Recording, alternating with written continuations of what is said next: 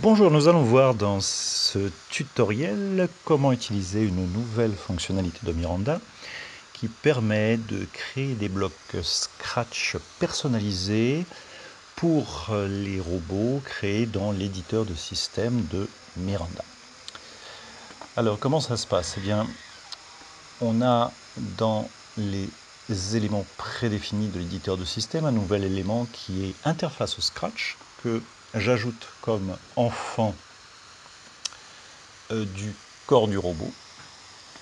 Ensuite, je sélectionne cet élément et puis je peux accéder à un éditeur dans lequel, à l'aide du langage Python, je vais définir à la fois l'aspect, le type de mes blocs, mais également la fonction de ces blocs. Donc, dans cette zone, je vais pouvoir utiliser des fonctions spécifiques d'une nouvelle classe nommée ADB. Ici va se trouver le code de création des blocs. Donc pour écrire ce code de création des blocs, je teste avec la fonction adb.readvar la variable mode qui va m'indiquer si je suis dans une phase de création des blocs, de définition des blocs ou dans une phase d'exécution. Si mode vaut 0, je serai en phase de création, donc j'ai le code ici de création des blocs. Si j'ai autre chose que 0, ça veut dire que je suis en train d'exécuter un programme Scratch qui utilise ces blocs. Et donc la valeur de mode va correspondre au bloc en cours d'exécution. Si mode vaut 1, eh bien, c'est que je suis en train d'exécuter le premier bloc. Si mode vaut 2, le deuxième, et ainsi de suite. Avec ici les portions de code correspondantes. Mode égale 1, mode égale 2, mode égale 3. Alors intéressons-nous déjà à la partie définition des blocs, si mode égale 0. Alors j'appelle différentes fonctions. La première c'est addCat pour ajouter une catégorie. Je passe deux paramètres. Le premier c'est le nom de la catégorie qui apparaît ici, addCat Raptor, virgule. Ensuite une chaîne de caractères composée de digits hexadécimaux, de 6 digits, qui va définir la couleur associée à la catégorie, ici le violet. Donc ça définit donc des couleurs entre 0 et FF, entre 0 et 255, avec les composantes rouge, vert et bleu. Cette fonction retourne un identifiant de catégorie que je vais utiliser ensuite dans les autres fonctions pour associer mes blocs à la catégorie. Je peux également, sachez-le, définir plusieurs catégories et ventiler les blocs que je crée sur ces différentes catégories. Donc ici, j'appelle une fonction addRegularBLK qui va ajouter un bloc régulier, c'est-à-dire un bloc normal, ce type de bloc d'action.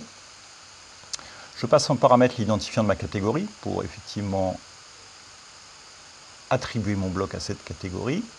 Et ensuite, deux chaînes de couleurs, la première étant le tour du bloc et la deuxième étant la surface du bloc. Cette fonction retourne également un identifiant que je vais utiliser avec d'autres fonctions pour créer les éléments se trouvant dans le bloc. AddString va ajouter une chaîne de caractères que l'on retrouve ici, donc roue gauche tourne A, roue gauche tourne A, c'est considéré comme un élément de type chaîne.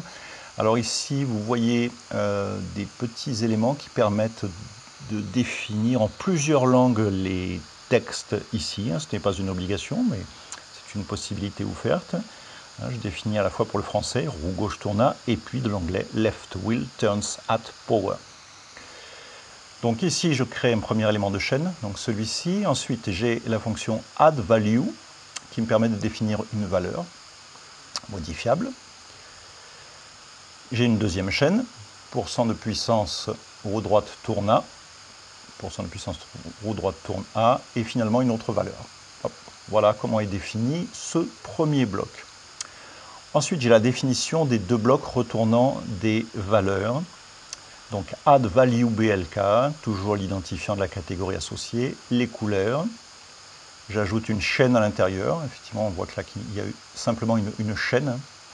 Et pareil pour le dernier bloc, j'ajoute une chaîne. Donc voilà les explications concernant ces fonctions pour créer les blocs. Il existe d'autres fonctions, notamment si l'on souhaite insérer des valeurs booléennes ici. Eh bien, à la place de add value, ce sera add b value. add b v a l u e. De même, si je souhaite ajouter un bloc retournant une valeur booléenne, ça ne sera pas add value blk, mais add b value blk. Voilà, intéressons-nous maintenant à la partie gérant le fonctionnement des blocs. Donc ici, si adb.readVar de mode égale 1, ça veut dire que ce bloc est actif, est en cours d'exécution. Eh bien, que vais-je faire? Je vais donc importer Raptor, qui est ma bibliothèque me permettant d'accéder à la puissance, à la définition de la puissance de chacune des roues. Et puis je vais appliquer donc la puissance par rapport aux paramètres. Alors comment sont référencés les paramètres? Ce sont des variables prédéfinies, ARG avec un numéro. Comment cela est-il numéroté? Eh bien, les arguments sont numérotés comme ceci: 1, 2, 3, 4. Même s'il n'y a pas une valeur associée, en fait, on va compter, c'est-à-dire que les textes comptent également pour une position.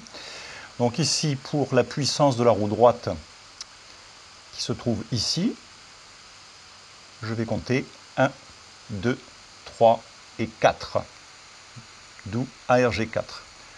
Pour la roue gauche, la valeur se trouve ici, 1, 2, d'où ARG2. Voilà, voyons maintenant le bloc numéro 2 ici, distance capteur ultrasonique. Donc la fonction de base de l'éditeur de robot du capteur de distance retourne une valeur entre 0 et 1. Le concept ici, c'est d'avoir un bloc qui va retourner une distance en centimètres. Donc a été créé dans l'éditeur de robot un objet de type capteur de distance auquel on a donné une dimension de 40 cm. Et tout simplement, donc, le bloc 2, que se passe-t-il? On importe Raptor toujours pour avoir accès aux fonctions. On récupère la valeur du capteur de distance, je vous rappelle qu'elle est entre 0 et 1. Je la multiplie par 40 pour avoir la distance en centimètres. Et puis j'écris une variable spéciale nommée result qui me permet de définir la valeur qui sera retournée par le bloc. Ensuite, regardons le un capteur de suivi de ligne.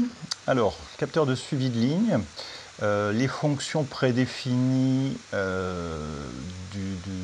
des détecteurs de ligne dans l'éditeur de robot retournent un état booléen, vrai ou faux. Le but étant ici de retourner une valeur qui va être 0, 1, 2 ou 3 en fonction de l'état des deux capteurs de ligne. Donc il y a un petit traitement. On commence par mettre une valeur à 3 et puis on va, voilà, si la ligne gauche est détectée, effectivement on enlève 1. Si la ligne droite est détectée, on enlève 2 pour finalement retourner la valeur dans la variable prédéfinie result. Voilà.